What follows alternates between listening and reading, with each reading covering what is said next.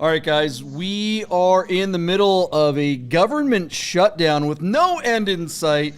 The top 10% wealthiest folks own what? Half? Oh, no, more than that. 93% of all the stocks. Look, the lowest 1%, just one, the bottom 50% of Americans own 1% of the stock market. So there's a pretty big disparity there. Disparage, that's the wrong word. Things are all kinds of messed up is what I'm trying to say. Yet somehow cars are still selling on Bring a Trailer, Cars and Bids, Car Market. What the hell is going on? Is it going to crash? We're going to find out. We're going to talk about all that stuff. We're going to make new predictions. This is Bid Nerds. The bidding starts now. Bid Nerds is your YouTube car game show. All right, welcome everyone. We are live in the Container Park in downtown Las Vegas. My name is John Polnick, along with my partner Michael Deeb, way over on the far side of the screen in San Francisco. And who do we got in the middle? Michael Deeb, what's up? We got Myron. Hey, Myron Vernis is here, car collector extraordinary, all things weird. Myron, thank you for joining us all the way from Akron, Ohio. Welcome, my friend. How you doing? Hey, thanks. My pleasure. My pleasure. Thanks for giving me this distraction from all the stuff that you just mentioned earlier. Right? Absolutely. Absolutely.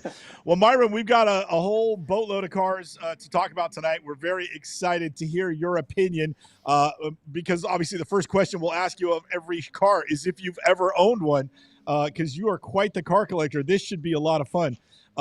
JP, how are we doing? How was the big show last night at the Container Park? What time Container Park, home? yeah. Cars und Creators here in the Container Park was a smashing success. We had a great time. I just got to throw it out there. Look, we went to Lucky Lopez's Creators and Cars show over at Circa. Sounds kind of similar, huh? Right?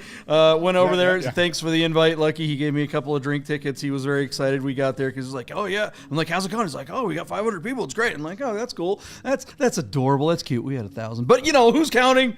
Who's counting? Who's got the bigger party? We definitely had the coolest after party for SEMA here in Las Vegas. It was a lot of fun. So thank you to all of you who came out. It was really great having that experience with you guys, and we'll have an even bigger one next year. All right, who cares about all that stuff? Myron, we are here to talk about cars and cars on Bring a Trailer and listings. So let's get right to it. Let's try to reconcile these predictions that we made on the last episode quickly. We always start off every episode reconciling the predictions that we make. We analyze listings from all those auction sites. And so let's get to it. D, what was the first car on the list? JP, we are going to circle back to the 1994 Dodge Viper RT10 that was listed on Bring a Trailer, showing just 15,000 miles from new. This particular car was located in Moseley, Virginia, looks to be all stock and in very nice condition. And the only question is, why did this guy wait until Halloween to list his Dodge Viper in the state of Virginia, where things are starting to shut down for the collector car season for the year? Our friends at Classic.com tell us that the average selling price of one of the early Gen 1 RT10 Vipers is still $50,000 in the secondary market. This particular car looked to be in really nice condition and had very fair mileage at just 15,000 miles. But I thought at this time of the year, the car would struggle to make it to the average selling price. Thus, my bid came in at just $40,000. JP, you were a bit more bullish on this car, splitting the difference between my bid and Classic's bid, coming in at $45,010. Myron, have you ever owned a Dodge Viper RT10, and what do you think this car might have sold for this late in the season? You know, I've never owned one, but I've been casually shopping for a Series 1 Viper for the last couple of years or so. And Roy Schoberg, who was really the engineer in charge of developing the Viper, was a good friend who recently passed away. My search has been limited to a 92. I want one of the first 360 or so made. The 94 is basically identical. I'd say, especially Bring a Trailer has been pretty good with the Vipers. This one has relatively low mileage. I'd say probably 46 and a half. 46 and a half, coming in just between JP and Classic.com's average. Okay, well, don't lose hope, Myron. I did a little bit better on this one. I was a bit bearish simply because it's in Virginia and at the time of the year, not based on the car. And my bid turned out to be the closest. Our car hammered for $39,000 where it sold on 20 bids. Now, if this were April or May, I'd be really surprised if the car sold for that number. But it seems to me at this time of the year, to get off of a Viper this late in the season makes me feel like the seller was particularly motivated, let's say maybe a teeny bit desperate, because I think he gave the car away. I think the real winner here is the buyer. JP, what do you think? I think the person who bought this thing originally probably won the lottery back in 1994 and still lives in a double wide. So his SNAP benefits just ended and he had to sell the car and he had to let it go at a super low price. I am shocked at that low price. That is really low. The thing that shocks me even more is that, dude, there were 12, not 12 bids, but 12 comments for the entire listing. There was no action on this thing. Nobody cared. No one was looking. I don't know if that's seasonal. I don't know if it's SNAP benefits. I don't know what it is. What do you think? Why was there so little interest in this car? What do you think, Byron? You know, I think I've noticed that on a few Bring a Trailer auctions in the last couple of weeks. The market seems to be just very cautious right now in some of the older cars. So I looked at one that I was interested in and ended up having 5 bids and 15 comments. And it was a rerun on Bring a Trailer, and last time out it was hugely much more involved. So there's something. I think the things that you mentioned early on in the show, they're definitely playing in people's minds. But whoever bought this car benefited by that. Yeah, they got a heck of a deal. Yeah. Let us know what you guys think in the comments, and let's move on. What's the next car on the list? All right, JP, we're going to circle back to my listing for the 1982 Porsche 911 SC Coupe that we ran on Bring a Trailer for my client. Our car, showing just 69,000 miles from new, was a very nicely equipped car from the factory, coming with the front chin spoiler, the turbo wing, limited slip differential, and allegedly this car came equipped with sports seats, although the sports seats that are in the car now are aftermarket sports seats. The car has also been treated to a wooden shift knob, red seat belts, and a Momo steering wheel. The car had an engine-out service in Ohio before it came to California a couple of years ago. And so that, and then they upgraded the air conditioning system. So it's got a system that'll work in most of your hot climates in the summer, up to about 95 or 100 degrees. So pretty decent listing, JP. Our friends at Classic.com tell us that the average selling price of an SC Coupe these days is up to $64,000. John, your bid on the car came in at $79,911. I recused myself from bidding because it's my client and my listing. So, Myron, we're going to kind of throw you in at the deep end. Any love for the old Porsche 911 SC? Are you kind of aware of how they're worth more than twice as much as what you used to be able to buy them for 20 or 30 years? Now they bring kind of crazy money. What's your bid for this really pretty silver SC Coupe? You know, I've had a fair amount of G-bodies over the years. I know I've never paid over $20,000 for one, which will tell you how long it's been since I've had one. Yeah. You know, interesting that this was auctioned out of California, but they're still showing it with the Ohio tags on the car, which doesn't help the auction, really, in my perspective. And I've never been a big fan of that big whale tail on a non-turbo car. But be it as it may, I'd say, you know, I would guess probably 60 is a good number on it in today's market. 60,000. Okay, and that's a very safe bid. But the SCs, you know, JP and I kind of noticed at the beginning of the year, not a lot of 3.2 Carreras have come to market, and SCs have taken a big jump into that space by the lack of 3.2 Carreras. And so they're bringing kind of crazy money. Myron, this car, as no exception, sold for for $81,000 on 47 bids. And JP, to piggyback your comment on the lack of activity on that Dodge Viper listing, and use this as a segue to plug our show, our car had 64 comments, 15,700 views, and almost 1,900 people watching it. Those are extraordinary numbers. Fantastic engagement from, showing the car on our podcast, pushing the listing on social media, all the help that Rami gives me and JP gives me to push the car makes such a big difference. So big shout out to the Nerd Herd for thank you for embracing this car and helping us get this tremendous result. And this is what you can expect if you hire the Bid Nerds to sell a car for you. So JP, I know you like the car, and thank you for saying nice things about Kevin's work with the photography. The assets are really good. I have to ask you candidly, now that it's all over and the dust is settled, I know you bid $79,900, but were you surprised the car broke 80 and sold for as much as it did? I think I said on the last episode, I won't be surprised if this thing breaks 80, with all the things that are going on in the market. Another thing that we always talk about is inflation. So for those of you who are longtime watchers of the show, go ahead and take a drink because JP said inflation. This is the kind of car, this is the kind of the thing that you buy instead of a gold brick. At least you can drive this around. This thing is blue chip.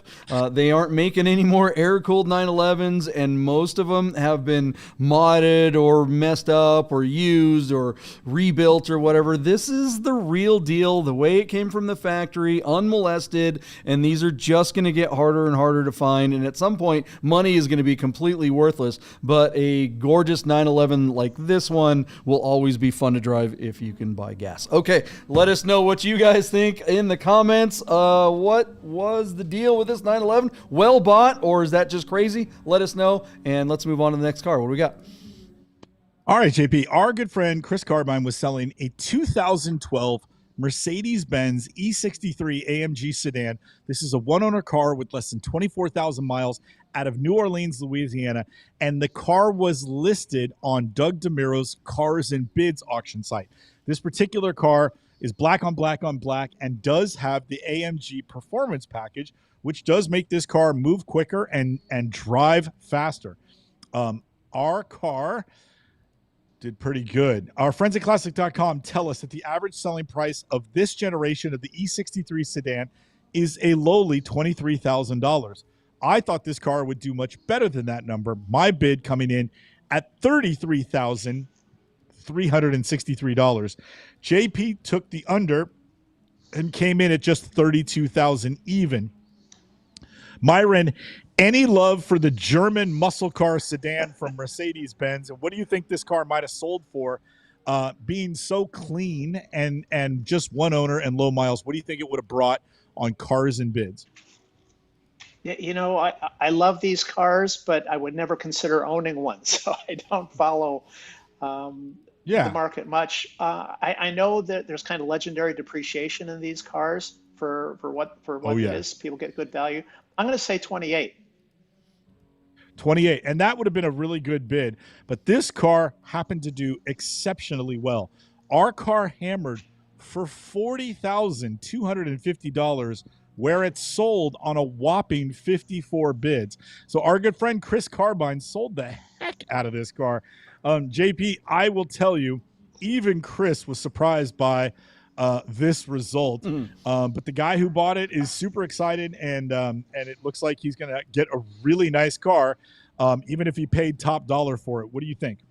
Russian gangsters do not care what's going on in the economy. They've got the money. They want AMG. I was out with our good friend of the show, Kelly Smith, and his lovely wife, Dasha, and I. We had lunch this afternoon, and I took them for a ride in, speaking of Chris Carbine, the VinWiki Ed Bullion S55 that we have that's parked right below the studio right now. The Cannonball Run winner from a few years back. So we drove that car around, and unfortunately, Dasha was not very excited because she's like, I said, hey, you get to drive around in a Mustang in the back seat, or not Mustang, in a Mercedes in the back seat. She's like, this doesn't say AMG anywhere on this. My Russian gangster friends will give us no respect. She gave it a 2 out of 10. So thanks a lot, Dash. I know she was. God bless Dasha. She keeps it real.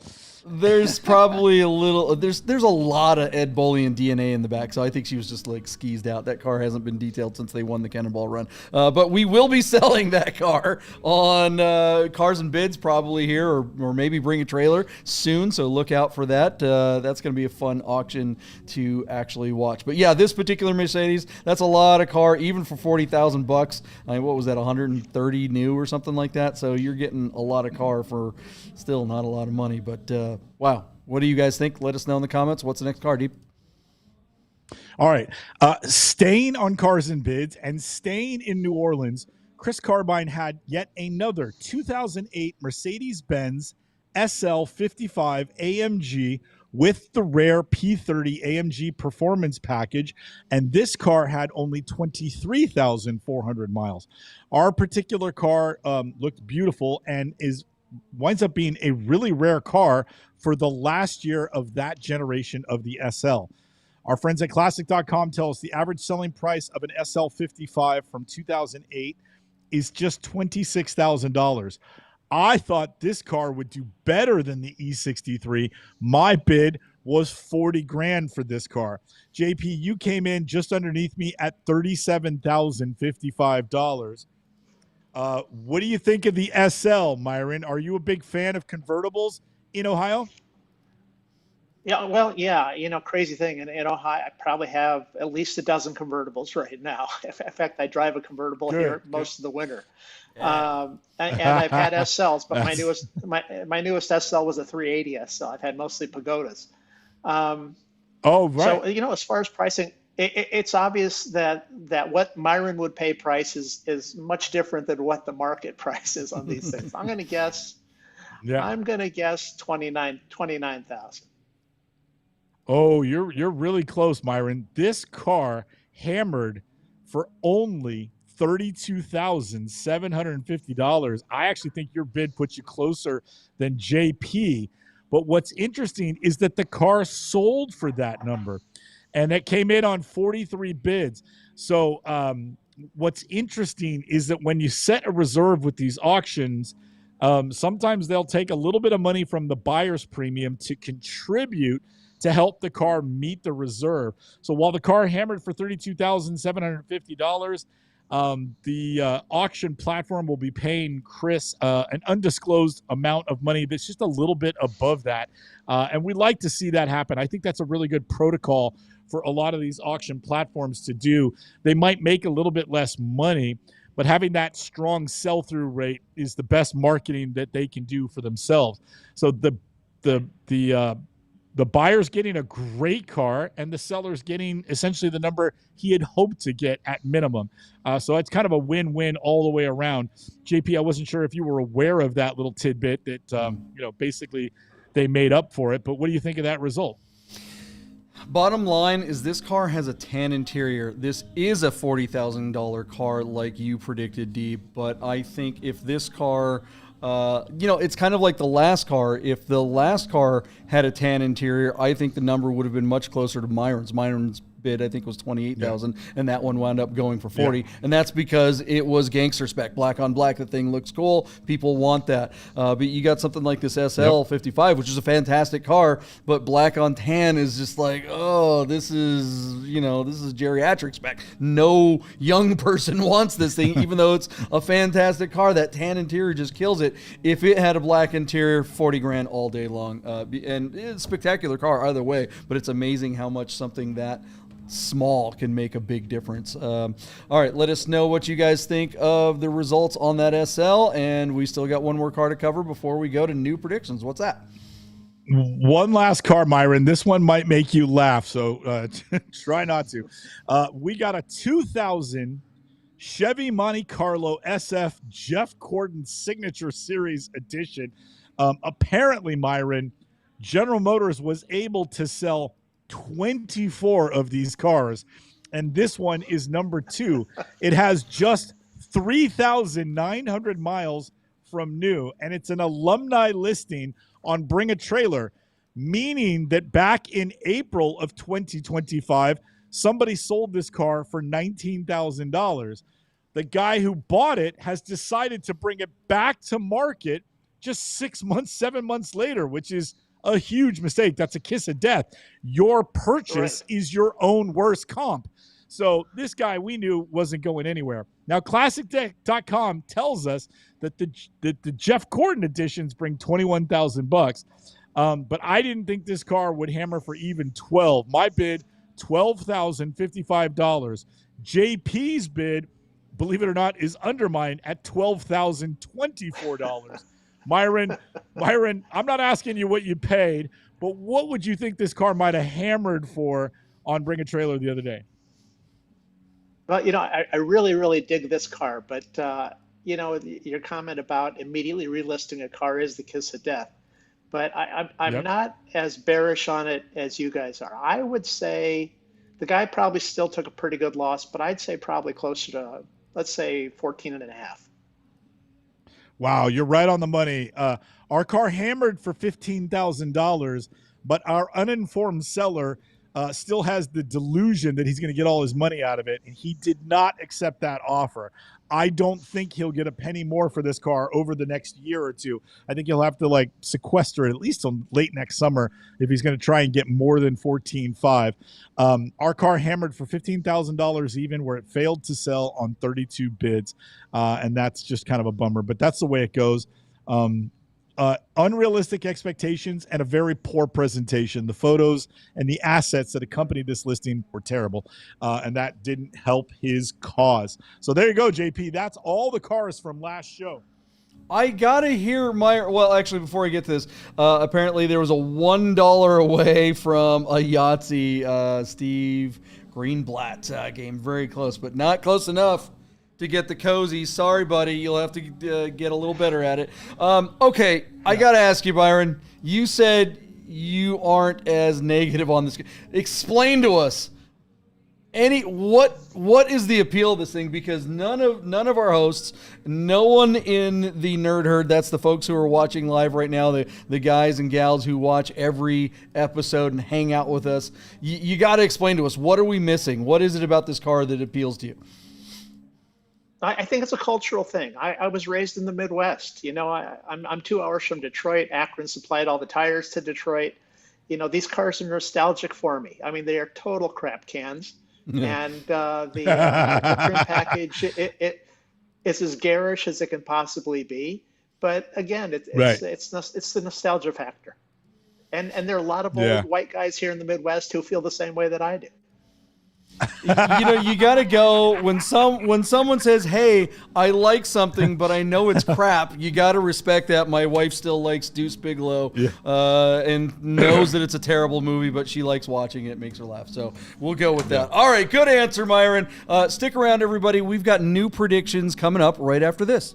Hey guys, you're probably looking at your watch and wondering if Bid Nerds will ever end. So you better talk to our friends at Our Smiths to make sure your Rolex, Tag Heuer, AP, or any fine timepiece is in tip-top shape. Our Smiths, fine Swiss repair.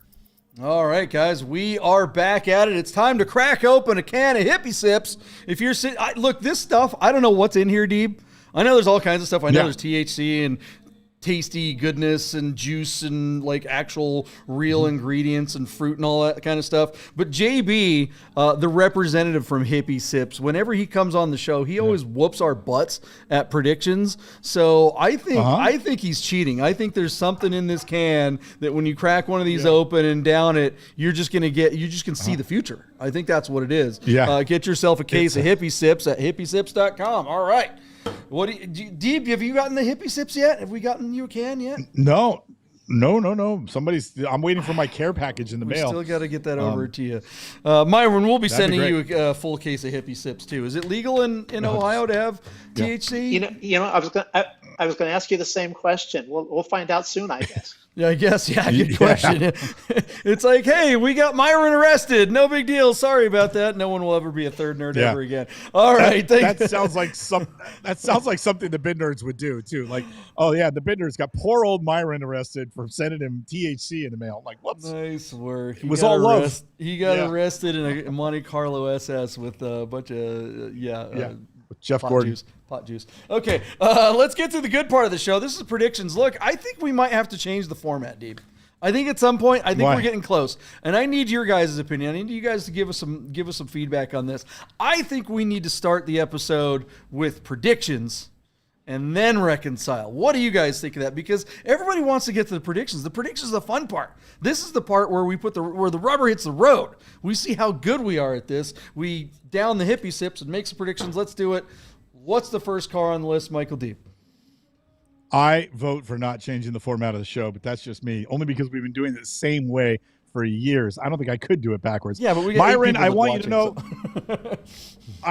Myron, we tried to pick quite a few quirky cars, and that is us pandering to you as our guest host. The first, one or two of them are kind of plain, but the rest of them are kind of quirky, and I hope you appreciate. Feast your eyes on a 1997 Acura Integra Type R. This little hot hatch is listed by the good folks down at Moore Imports in Monterey, California. Our car shows 112,000 miles on the odometer.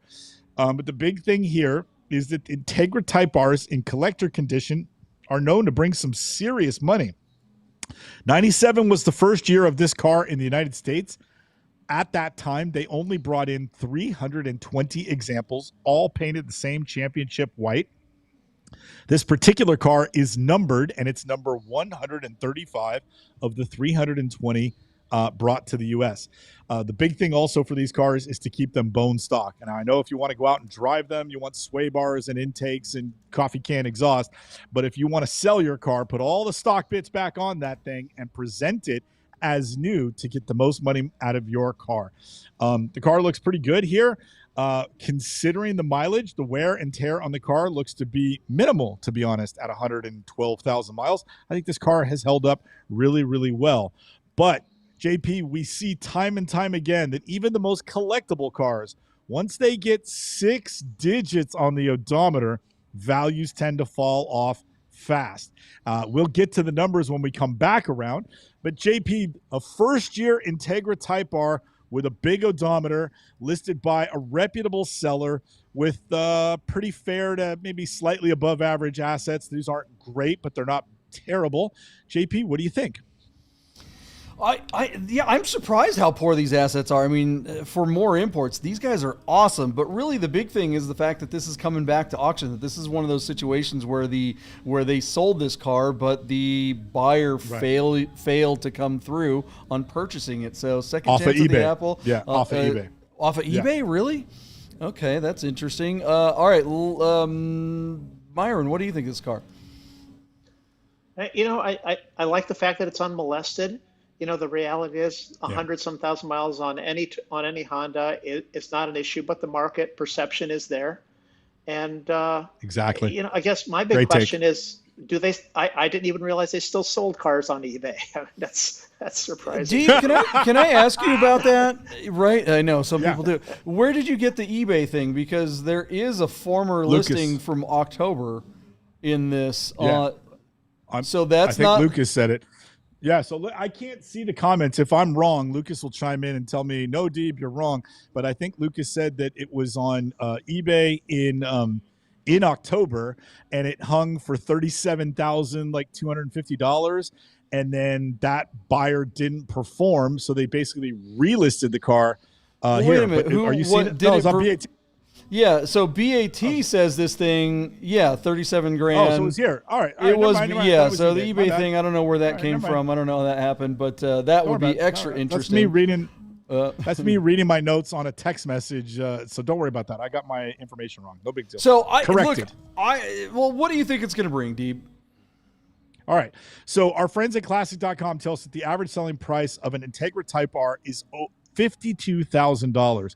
This car, Apparently, yeah, it sold with these same assets for $37,250 just a month ago, but the buyer didn't perform. And so now the car has come back to market.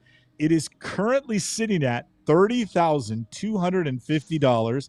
And what I want to see, JP, before I give you my bid, is it had 44 bids last time, and we've got, with basically 2 days to go until it closes. This car is going to hammer on Friday. We're only at 8 bids. So JP, I just don't know, man. There's just something in me that believes it won't get to the number it was at before. So I'm going to raise my bid. I had originally thought 33. Now I'm going to go to $35,250 and just say it's going to cost this guy at least a couple of grand that the first guy didn't buy. I just don't think it's going to get to the same number, and I certainly don't think it's going to exceed that number.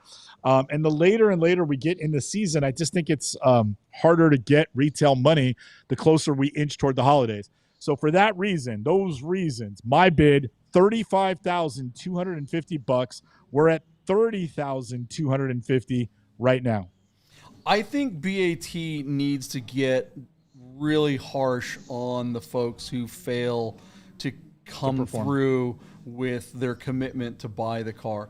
I know that and maybe some of you, I know most of our audience knows this, but for folks who don't, BAT does not escrow the transaction. This isn't like Barrett Jackson or Meekums where you go there, they take your money and distribute the money to the owner of the car and all that kind of stuff. With BAT, all they do is they take the buyer's fee out of your credit card and then they connect you. It's like a dating service. They put the buyer and the seller together and say, thank you very much for your money. Bye-bye. Good luck. And then they're off and running.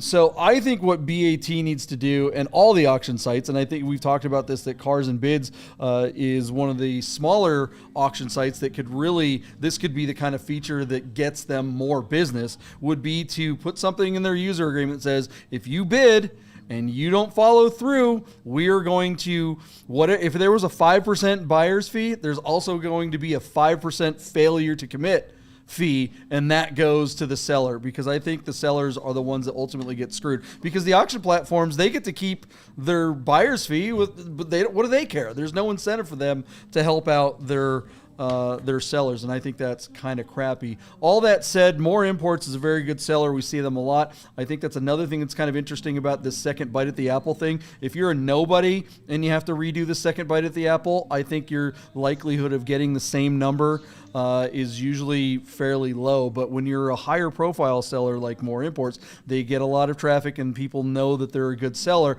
I think this car is going to do as well or better. I'm going to go $39,999 and hand it off to Myron. What do you think this car will bring? You know, back to your point, I think both Bring a Trailer and Cars and Bids do ban people for life if they do not follow through on a bid. So it's a little bit of a poison pill there. You know, as far as this car, you know, I think it's a $40,000 car all day. But again, like we discussed earlier, it's got the stigma of this quick relist, and the market it is a little soft right now. People are being very, very cautious. So I'm going to say 36. 36, very good bid. What do you guys think of the idea of, like, you know, when you go into a bodega, you know, little grocery store, little corner store or whatever, and they've got behind the cash register, they have a bunch of printouts that they've copied with their copy machine that has a picture of a check that failed, that bounced, and the picture of someone's ID right next to it, so everybody knows, okay, if you get a check from this person, don't do business with them. I don't think it's good enough to just ban them, because then they can just go get a different profile and come back. I think they need a wall of shame that just says, hey, look out for these a-holes. Do not do business with these guys. If you fail to make good on your purchase, you are just scum of the earth. No, you guys are not. You guys wouldn't. I mean, you guys sell a lot of cars. How do you not want to do that? Come on. This isn't a thing. You know, I think that could be a good. I think that could be a good side business. You could contract to those. There you go. Yeah, just a wall of shame. BAT wall of shame. JP, separate website. It happened to me this year with that little. Right. Remember, we had that little beige BMW 1600, and the guy didn't perform, and BAT banned him for not paying me for my client's BMW. And JP, it was $21,000. I mean, my God, I'd pay 21 grand just to stay on BAT. Like, that's ridiculous. Yeah. So, yeah. Yeah, and awful. it's just I hate not to see enough. It happen. It's just not enough to ban them or restrict them or any of that silly stuff. It's just got to be way, way worse. And I don't know, man. I feel like, again, because your listing was so good and because you're a reputable seller, you were able to get the second time around basically get the same result. But a lot of little guys, a lot of the smaller guys, just get screwed. Yeah, and and how much that took in a whole other month to redo the whole thing. So you're sitting there trying to move. It's just crazy. All right, let's move on to the next car. That's no, go ahead. I benefited that by a couple times too. I've been underbidder on a car a couple times that. Fortunately, the guy failed to perform, so I was able to get pretty good buys on cars as the underbidder. Yeah. Sometimes roll the dice. All right, let's move on. What's the next car on the list? All right, JP, we picked this one for Myron. Myron, do you remember this generation of the Audi? Feast your eyes on a 1988 Audi 5000 CS Turbo Quattro Avant manual with less than 100,000 miles on the odometer. This unicorn is running for the fourth time in its life on Bring a Trailer. This car's got to get an award. My Lord Almighty. It's an alumni listing, and it's running no reserve out of Minneapolis, Minnesota. JP, this car ran in April of 2017. This is when BAT just turned on the auction site. At that time, with 47,000 miles on the odometer, the car hit for $8,200 where it sold. Then again in May of 2019, this is still pre-mass adoption. This is before COVID. The car ran as an alumni, and as it ran no reserve. And at that time, it had 51,000 miles on it, and it brought $11,750. And then back in November of 2020, showing 65,000 miles, the car ran, let's see, it's 65,000 miles now. Back in November of 2020, the car had 52,000 miles, and it sold for $14,950. Myron, I know about unintended acceleration, but this car's got unintended appreciation. It keeps going up in value. What is happening to this unbelievable rare Audi Quattro? My dad had an Audi 5000S sedan that was front-wheel drive and automatic, and I loved driving that car. I think I drove it to prom back in 1988. I think his was like an 86. This is a little bit later car.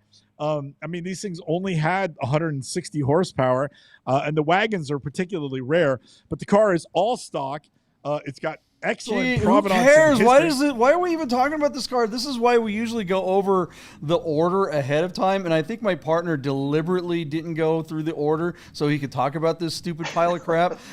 Because this was the last car on the list, and we're still talking about this hunk of junk. My aunt had one of these, so good. And I'm sure she's the reason that Audi was sued, because it was all just like geriatric people that thought they were hitting the brake when they were hitting the accelerator and then running them into the wall.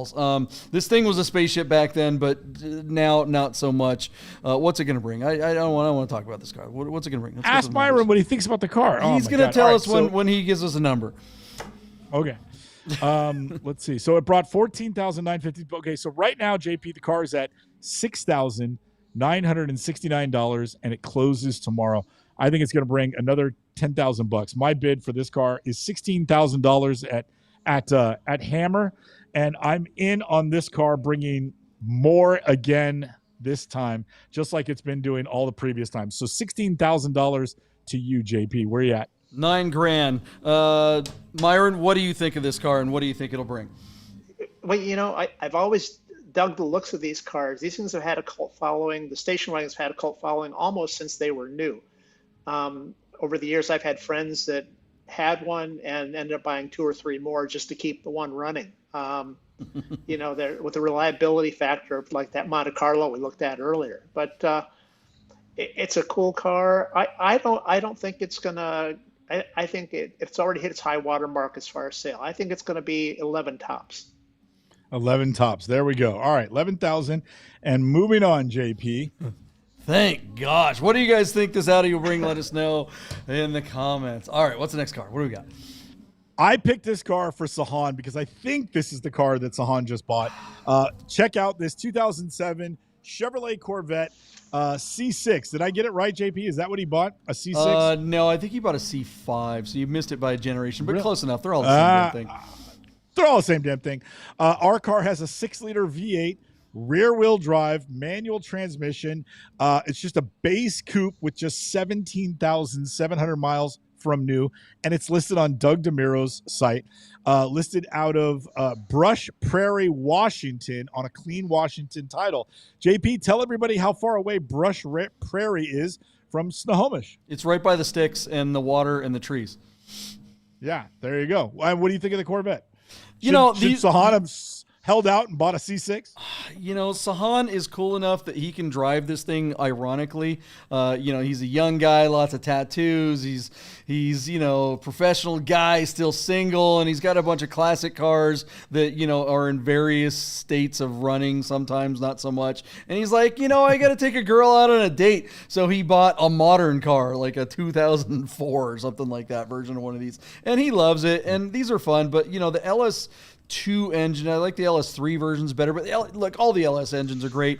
They really are a lot of fun. They have lots of power. It's cheap, it's easy and affordable. But I think that engine, people put that engine in just about everything, and just about everything they put one in is better than the Vet. So, if I'm going to drive an LS engine, it's got to be in something cool. I can't handle this red with the chrome wheels. What do you think of this car, Myron?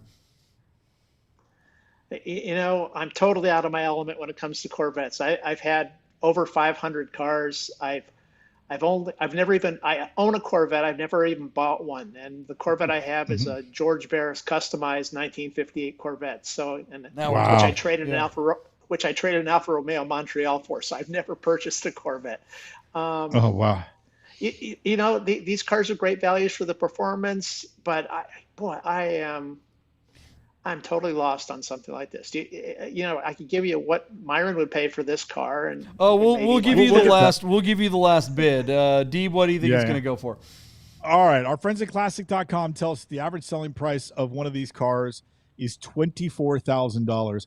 Our car is currently sitting at $22,000, and it closes tomorrow. My bid on the Corvette is $27,000 at Hammer on Cars and Bids. JP, what's your number? You said it's at 24 now already? It's 24 is the average. It's at 22. Oh, okay. And I think it's going to. I'll go with Randy. I'll give it the average 24. Cars and Bids just doesn't get big rallies at the end, and this car I doubt is going to get a whole lot of attention. It's a nice car. It's good shape. Blah blah blah. What do you think, Myron? Yeah, I'm right with you guys. I'd say 23, which is about double what I would pay for. We're all pretty. I'm right there with you. We're all pretty tight on our spread here. That's that. I think that doesn't bode well for the car. But let us know what you guys think. All right, what else we got? All right, another Myron special. Myron, tell me you've owned a dozen 1969 Opel GTs with a 1.9 liter and a 5-speed manual transmission. Myron, I think your wife shrank your Corvette and left it in the dryer too long. What the hell happened? And she took out 4 cylinders on her way to the clothesline. Our car showing an alleged 29,000 miles from new. These cars always put a smile on my face, but I've never driven one. I can't imagine they're that fun. Make mine an actual C3 Corvette. But this one looks handsome in silver with the full red interior, and then the little tiny red line tires on those 13-inch wheels. My God, where do you even go to find tires for this thing? Absolutely adorable car. I think these were originally generated for the European market, but somehow some of these cars sold brand new in the United States. It's interesting that they're not considered collectors today. I mean, it's a pretty striking shape, even if the performance isn't there. So, JP, any love for the baby Corvette? It's kind of neat. I'm with you on one thing that you said, Deeb. You said that, you can't imagine they drive very well. And I remember driving one in high school like once, and it was a pile of crap. So I can't really give you an opinion of the car because I don't think the car that I drove was really a realistic representation of what these are like. But looking at this listing, the pictures are very good. I really like this listing in general because everything about it seems very honest. The photos are just good enough. They're not super romantic, but they show the car's condition. And what really struck me was this driving video. This is not very, it's not like hi-fi. It's not like a super high production value here. And I know you guys can't hear it, and I don't want to go through it, but this video, if you guys get a chance, the links to all the cars that we talked about, by the way, are in the description below, so you can go on there and comment on those cars and listings and say that you saw the cars on Bid Nerds. But what really struck me about this particular listing in this video was the gentleman driving it. He was having a good time. It's a very good representation of what driving this car is probably like. It really kind of made me go, man, this thing does actually seem kind of fun. And on top of all that, one thing you hardly ever see is that the driver actually talked to the audience. He basically talked about all those things. He's like, yeah, people don't really think these are things. Most people haven't driven one. They really don't know what it's like. And you drive this car, and it's actually pretty fun. It's got, it doesn't have any twists, and it's not squeaking, and it doesn't have any weird rattles. So he's overcoming objections that people might have, people's ideas of what this car is like, by talking to the audience. And I think more sellers need to do this. You can convey so much more information by talking to the audience from an authentic place than you can fluffy replies in the comment section with just text. This is how you reach your buyers, especially in a car that's weird like this, that you're going to have a very hard time getting anyone that isn't already an Opel fan to be interested in this car. Having watched this video, I'm not likely to be a purchaser or a bidder on this, but maybe. Before I watched this video, the chances were 0. Now, the chances aren't 0. They're not much better, but that's saying something. Myron, what do you think of listings and videos, and what do you think of this car? I haven't had a dozen of them, but I've had more than one. And I think the reality is closer to what your experience was back in high school as opposed to what the guy who's trying to sell the heck out of this car is. The body design writes a check that the drivetrain can't cash. And really great looking cars. Did you say it was a 5-speed? It is, yeah. Yeah, I don't recall these ever coming with a 5-speed. So maybe someone's done some upgrades to the engine, maybe put a 5-speed transmission in it. But even with the 1900cc motor that was bigger than the one they sold in Europe, these things were kind of deadly slow and not great handling. It's jewelry. I don't see these cars ever really taking off as pretty as they are because the driving experience doesn't match what it looks like. I think I agree with you. I think the guy talking about the car, I think adds to it. But keep in mind, he's trying to sell it, right? But that's the point, right? He is trying to sell it, and he's doing that. He's getting some people who might be on that margin to go that next step, or maybe make one more bid if they were only going to do that other bid. Because if their perception is like we all have, and like you say is reality, okay, well, I didn't talk to Myron before I watched the video, and if I hadn't, I might have wound up bidding on this thing. It's a good thing I talked to you. All right, Dee, what do you think it's going to bring? All right, JP, I just want to go on the record and say I vehemently disagree with your advice that the general public should try to talk while they're driving and selling the car. These guys aren't from Top Gear. It's not Chris Harris. You're not Chris Harris. And I don't want to listen to you while I want to hear the car. I want to hear the car. I want to hear the rattles and the squeaks, the wind noise, the gear noise, the tire noise. Well, yeah, but you're acting like that's mutually exclusive. What are you talking about? You can do both. You don't have to talk through the whole thing. You can talk for a while, and then you can do the other, and then continue to let somebody hear the car, or vice versa. Like you and I did with cars in the past, where we drove up the. I mean, no, you're going, yeah, and I think you're right that probably most people can't, but I think the people that can are missing an opportunity. That's why you hire someone like the Bid Nerds to do it right, because that is an opportunity to sell, and 99% of listings are failing on that level. That is where they are screwing up. And I get that maybe they're not even capable, and you're right, they should take the Hippocratic Oath and first do no harm. That's what the doctors do, right? But if if you do know someone or have someone to hire like the Bid Nerds, you absolutely should talk to your audience. It's the same reason, Michael, that they hire you to make comments on their behalf, on sellers' behalf. Right. It's the exact same thing. And so you're making comments, replying back and forth to potential buyers is that much better when you do it with video during the video. But that's my opinion. What do you guys think? And what do we think this car is going to bring? Did we get the numbers already? All right, Jay. Yeah. No. All right. So our car is currently sitting at $5,300. That comes to us by way of 10 bids. The car closes tomorrow. Classic tells us that the Opel GTs are bringing $14,000 in the secondary market. I cannot believe the number is that high. This car looks to be as nice as anyone that we've ever seen.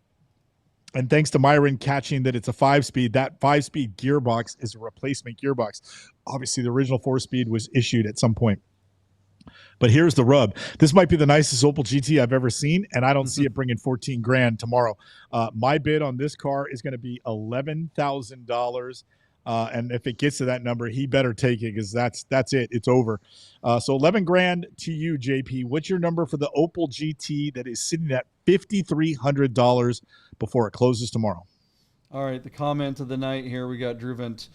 He's saying, it's like YouTube videos. Some guys sound like complete morons and some guys sound like professionals. I resemble that remark. Thank you very much. But really what it comes down to, I think you got it wrong. I think some professionals sound like complete morons and some complete morons sound like professionals. So that's the real YouTube thing. I don't think this thing's going to break 10,000. I'm going to go 99, 69 and hand it to Myron. What do you think it's going to bring? Yeah, I think it's $9,500, and I think it's a really, really good deal at that. I mean, again, it's not a great driving experience, but for $10,000 to have that thing parked in your garage and take it for ice cream every once in a while, worth every penny. Wow. Or throw an LS3 in it, and then you've got some performance. Now, there are plenty of crappy ones out there to throw an LS3 into. Yeah. That's just what our friend Sahan would do. All right, let's move on. What's the next car, Deep? All right, last car to pander to Myron. I selected this 1981 Renault R5 Turbo 1 that is listed out of Houston, Texas on Bring a Trailer. Our car is showing 81,000 kilometers. That's 50,000 miles for the Americans in the audience. Has a turbocharged 1400cc inline 4 in the middle where it belongs with a 5-speed manual transmission and rear-wheel drive. Despite our car making only an alleged 160 horsepower and 165 pound-foot of torque, everybody that I've ever talked to that has ever driven one say it is absolutely amazing, and it's almost everybody who's driven one favorite car. Now, here's the thing. In the United States, there are plenty of Turbo 2s out there, but if you take your time and do a comparison on the interior differences between a Turbo 1 and a Turbo 2, you will agree with me that you should never buy a Turbo 2. You absolutely only want one of those Turbo 1s. JP, try to get into the interior and look how gorgeous those seats are, and look how cool that steering wheel is as it hooks up from 3 o'clock and 6 o'clock only as the connectors to the rim on the steering wheel. This car was super high design when it came out. And JP, we're talking about the same designer as our Scirocco's and our Alfettas and our GT4 Dinos. That's the same guy that penned the R5 Turbo, I think from Bertoni back in the day. So super, super cool car. These are highly collectible. This is, again, Dini design at Bertoni, and I mean, just an absolute legend in Group 4 rallying in Europe. Always unobtainium and gray market on our shores. You will curse me if you buy one because the wheels are metric and it makes it really difficult to find tires. I don't care. take a look at that interior. Holy God! Did he design? Did he also design like the Speak and Spell or the Simon Says? Was that Milton Bradley? I always get those confused. See what's going on, Myron. Here, my partner wanted to talk about a stupid Audi wagon, some beat up jalopy, when we had this on the roster. He saved this for last when no one's watching. Absolutely. Do you see what I got to deal with? You see, you guys see? This is what happens when we let D pick the order. This amazing car goes last. Myron, tell us all about this car. Well, when you say tell us all about this car, have you ever had a guest recuse themselves from making a bid on a car? Yeah. Have you never owned one, Myron? I can literally tell you everything about this car. Oh, a couple years ago, I co-wrote a book with one of my closest friends on Japanese cars. I don't know if you guys have ever seen it. It was a big book, 1,400 pages. I don't know. Anyway, I did it with one of my closest friends, a guy that I've spoken to, car friend. I've spoken to him every day for the last 20 years. He's the owner of this car. Oh, fantastic! I was the first person he called when he bought it in France, and we discussed in depth about the marketing strategy. So he's the owner, and another one of our close friends is the person who's actually representing it on Bring a Trailer. So I probably not the best for me to put a value on this. What do you mean you're the best, or do you have to recuse yourself just because you don't want to give away confidence or betray confidence? Yeah, it's a bit of an awkward situation. Okay, all right, all right. What? How about this? Go ahead. It should be a really big number because your commentary about there's really no comparison between the Turbo 2 and the Turbo 1. This is the first generation cars are the only true homologation cars. The only ones with aluminum panels. If you're looking for a Renault Turbo, I could say I know this car intimately. You're not going to find a better one, and it's a fantastic car from a fantastic seller and a fantastic owner. Wow. There you go. And then, Myron, have you ever owned one or have you ever driven one? Did you drive this car? Did you see it in person? I've been in this car. I've not driven it. I've only driven a Turbo 2, but I've been in this car. Wow. And very cool. It's spectacular. Man, oh man, so cool. How cool is that? He knows the car. All right, so what's it going to bring, Deep? All right, JP. Now, our friends at Classic.com tell us that the average selling price of an R5 Turbo 1 is around $145,000. They didn't really have a number, but I'd sort of use like their last 6 actual sales and not failure to sells to get that to that average. And that number kind of makes sense with me based on my rudimentary understanding of the car. This particular car is currently sitting at $110,000, and it has 4 days to go until it closes. That 110 grand comes to us by way of 16 bids. So there is good early action on the car, which is evidence, backing up what Myron says, that this is among the best of a car that is really difficult to find. Again, there's lots of Turbo 2s in the U.S., but finding a clean, original, exemplary example of a Turbo 1 is much harder. And it's this interior that's intact, that steering wheel that's still there, the aluminum panels that Myron was alluding to. That's all the part for the course and what makes this car so special. Now, the hard part still is trying to get Americans to buy French cars. It's a very limited audience, even though those who know. So for that reason, I'm not going to go 180, 200, but it wouldn't surprise me if it does go there. But I think this car is worth $160,000 all day long, and it wouldn't shock me if it rang at 185 or more. I know, Myron, isn't there didn't Alpine offer like a Corsa kit that like raised the horsepower? It was like you bought the car and then you could add the kit at the dealership and it would raise your horsepower and do something to the gearing. Do you know what I'm talking about? Yeah, those are just the basic R5 turbos that you could get. Yeah, just a regular R5 that had a little turbo that went on it on the front engine cars. Okay. I thought there was a Tour de Course kit for Turbo 1s that raised boost and horsepower and sort of like that. And if this car had that, Yeah, if this car had that, then I could see it being 200 or more. But in this soft market, late in the season, and trying to sell a French car to American collectors, I'm going to go. I'm reluctant to go so low, but 160 is what I think the car will hammer for. But I wouldn't be surprised if it brought more. JP, what's your bid for this Turbo One? We have the guy who wrote a book on this car on the show.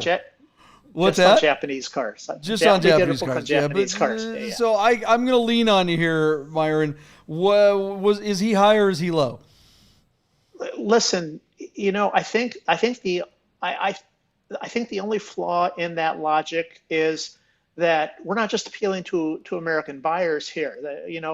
Bring a Trailer is an international platform, and there's unlike the rest of the cars that we talked about tonight, there's a very, very high probability that this car may go back overseas. My friend bought it in France. Yeah. The French do repatriate a lot of their, important things. So again, I think this car has international appeal. I would say that's a very low estimate. All right, I'm going to take the expert's advice and go above my partner and go $170,005 and just say that sorry, Myron. D buried this car at the end of the show. So I'm so sorry about that. You should probably take that as a personal insult. I'm